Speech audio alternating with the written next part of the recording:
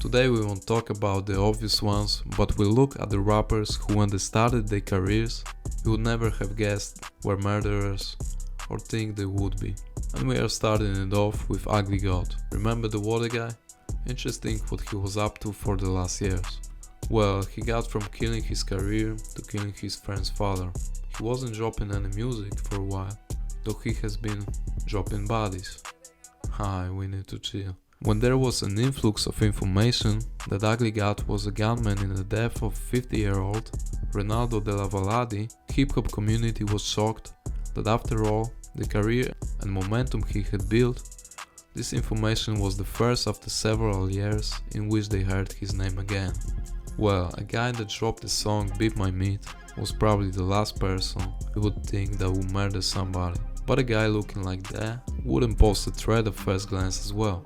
Kid Creole was detained in 2017 after fatally stabbing a homeless man in New York City.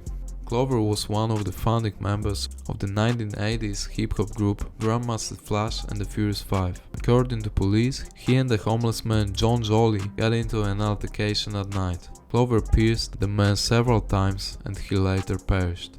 In 2022, rapper known as J Stash has committed a suicide after fatally shooting his girlfriend Jeanette at their residence in Los Angeles. On New Year's Day, an altercation between J Stash, a Florida-based rapper, and Calagos escalated, leading him to lock the door of their master's bedroom. During this distressing incident, Jeanette's three sons, aged 7, 9 and 11, became increasingly concerned for their mother's safety. In their worry, one of the children bravely called 911 to report the shooting before quickly leaving their home. Unfortunately, it was too late. But probably the least expected one to be on this list needs to be the Whip Nene guy. He was arrested in 2021 in connection for shooting his cousin. In August the same year, he has been indicted on 4 felony charges, including malice murder, aggravated assault, felony murder and gun possession. In 2 words, he killed the guy. It's especially crazy to think the Silento guy was going to be a killer a couple of years back, as at that time everything he did was to be known as a good guy. He was promoting himself to be this well-spoken good young man that even told in an interview once that he won't be making songs that have curse words in them, so kids can listen to them and have the rap music that sets a good example for them to listen to or some shit like that.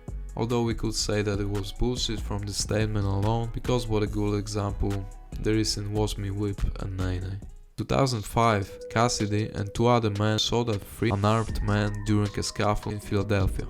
A man named Desmond Hawkins died as a result after being shot in the back. Cassidy was charged with 3rd-degree murder, attempted murder, reckless endangerment, and aggravated assault and weapons crimes. His charges were reduced after one of the witnesses withdrew his account. In 2006, Cassidy was found guilty of involuntary manslaughter, aggravated assault and possession of a crime instrument. He received 11 to 23 months in prison, plus credit for 7 months previously served. He was released after only 8 months. Not gonna plan on doing anything, but I'd like to meet his lawyer.